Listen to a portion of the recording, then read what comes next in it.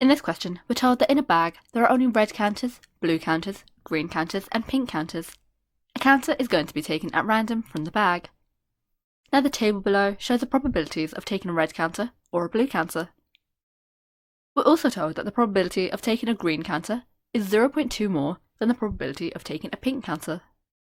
And in part A, we need to complete the table of probabilities. Now the first thing that we can identify is the fact that all of the probabilities must add up to 1, which means that the probability of red plus the probability of blue plus the probability of green plus the probability of pink should all equal to 1. And so using this fact, we can say that the probability of green plus the probability of pink is 1 take away these two probabilities. And so 0.05 plus 0.15 is equal to 0.2, and 1 take away 0.2 is equal to 0.8. And so the probability of green plus the probability of pink is equal to 0.8. We're told that the probability of taking a green counter is 0.2 more than the probability of taking a pink counter. And so we can say that the probability of taking a pink counter is equal to x, and the probability of taking a green counter is equal to x plus 0.2. Now we know that the probability of pink plus the probability of green need to add up to 0.8, and so we can say that x plus 0.2 plus x is equal to 0.8. Simplifying this, we can say that 2x plus 0.2 is equal to 0.8. Moving the 0.2 over to the other side, we can say that 2x is equal to 0.6, and therefore, dividing both sides by 2, x is equal to 0.3.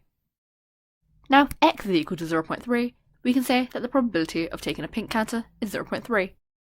And since the probability of green is x plus 0.2, the probability of taking a green counter is equal to 0.3 plus 0.2, which is equal to 0.5. And so we've now completed the table by finding that the probability of taking a green counter is 0.5, and the probability of taking a pink counter is 0.3. Now in part B, we're told that there are 18 blue counters in the bag, and we need to work out the total number of counters in the bag. Now we know that the probability of taking a blue counter is 0.15.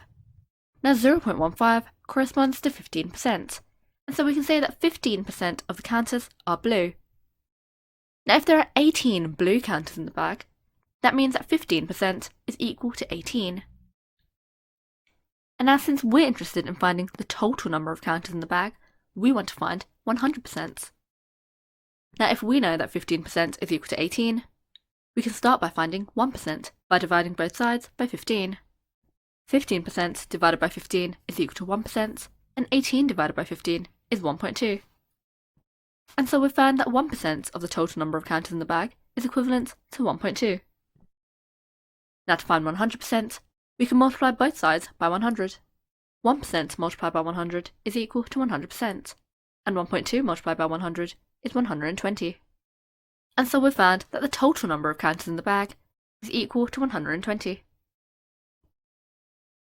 Now this question is worth 4 marks. We get the first mark in part A for finding that the probability of green is 0.5, and the second mark in part A for finding that the probability of pink is 0.3. We get the third mark in part B for using the fact that 15% is equal to 18 for a process to find 100%. And we get the fourth mark for the correct final answer that the total number of counters in the bag is equal to 120, allowing us to get the full 4 marks needed in this question.